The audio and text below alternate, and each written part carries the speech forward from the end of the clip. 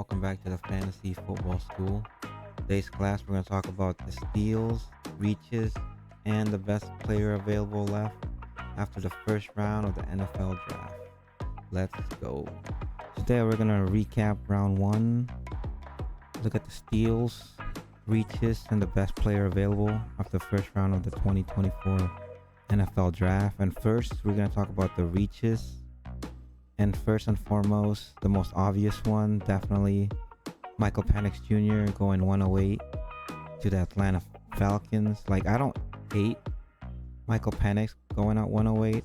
I hate the fact that he went to the Falcons after they spent essentially 180 million, with 100 million being guaranteed the first 2 years to Kirk Cousins. So essentially, he's gonna be a backup for the first 2 years of his contract. Doesn't make any sense, especially at 8. I mean, you could have traded back. I guess, there's reports that people were trading up for him, but I mean,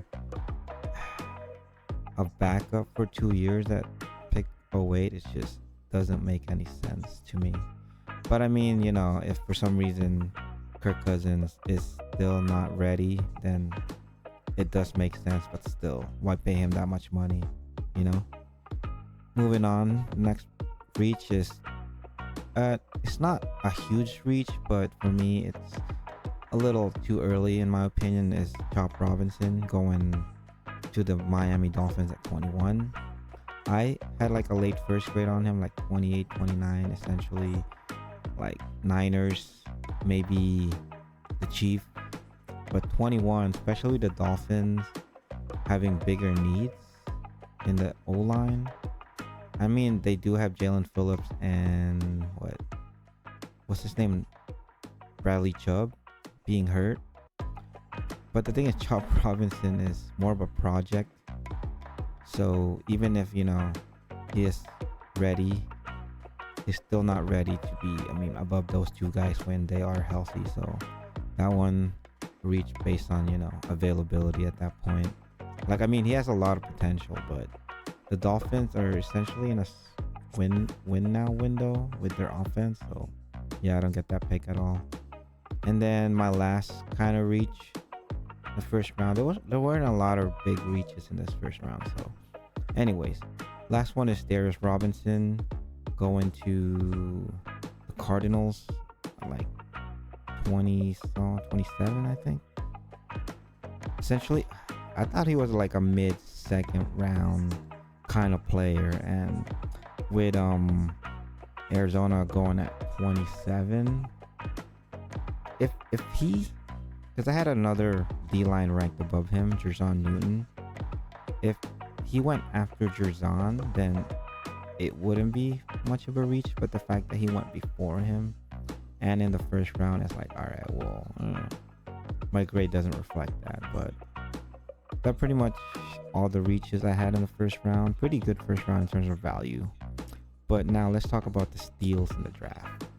And my favorite steal in the draft is one of my favorite players in the draft. It's Quinyon Mitchell going at 22. I actually thought my Jaguars was trying to trade up for him, like in the early teens, stay ahead of the Colts, maybe the Raiders.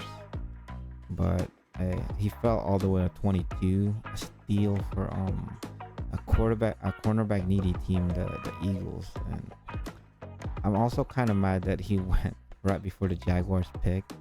But my next steal is Brian Thomas Jr., which I had a top 15 grade, and getting him at 23 was a good consolation prize that the Jags got sniped on Quinyon Mitchell.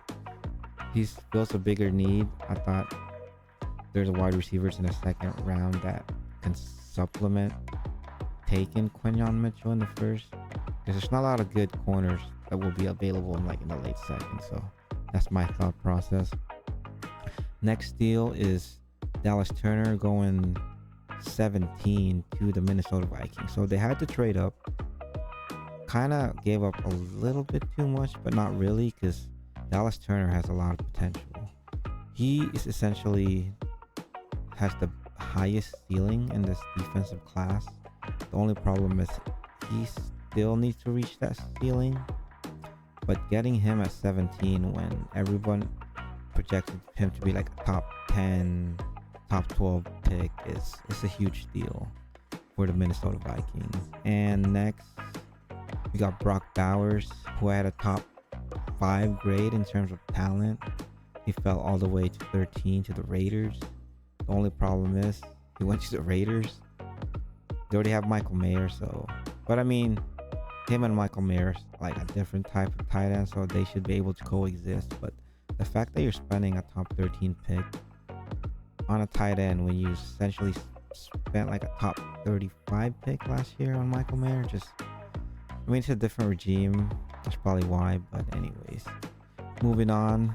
Next deal I have on the draft is another corner, Terrion Arnold, going 24 to the Lions. So I love this pick for the Lions.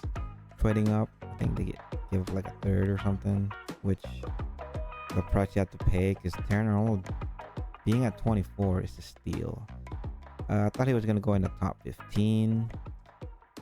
Didn't think he was going to get past the Jaguars at 17, assuming, Brian Thomas or Quinyon wasn't there. But the fact that at 24, essentially like 10 picks of where essentially everybody had him projected, is a huge deal for me. And that's pretty much it on the biggest deals that I have in the first round. But I do have a few best player available that should have been a first round pick, or at least shouldn't be available anymore. First, it's one of my favorite players in the draft, A.D. Mitchell. One of the highest ceilings of a wide receiver in this class. Also, lowest floor in terms of like, what's it called? Effort. Because, it shows on tape that, sometimes he kind of gives up on plays. Kind of like George Pickens. A lot of players, people compare him to George Pickens in terms of talent, which I kind of see. I expect him to go first tomorrow in the second round, 33 at the Bills, but who knows?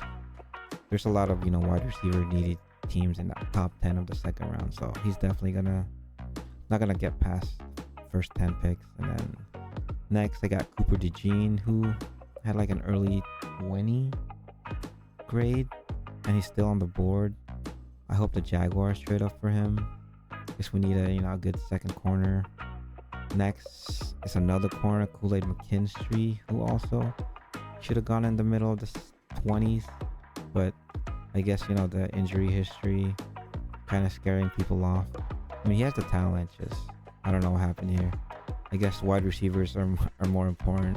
I thought he was gonna go to the Chiefs if for some reason they pass on receiver, but okay.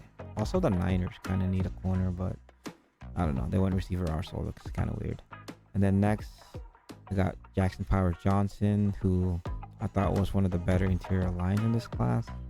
I was surprised that, what's his name? Miami passed on him, and Dallas passed on him.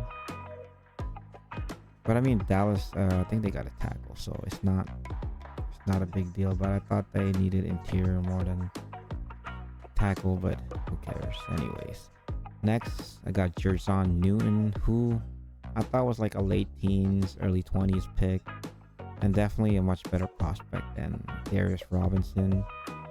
Surprising he's still available. I'm pretty sure he's gonna go early in the second. I think the thing is, Arizona already picked Darius Robinson. I had him picking Jerson Newton at 27 normally when on my mock. And then who else is available? I think he might go to the Chargers for sure, or Tennessee, maybe even the Texans, but we'll see. And then next, finally I have Lad McConkey, who I didn't have a first round grade on, but I did have him above Xavier Worthy and Ricky Pearsall in terms of talent. I expect him to go early, but those are currently my best player available that should go pretty early soon, and some of them deserve to be going the first round. But that's about it. I'll see you all on the next one. Peace.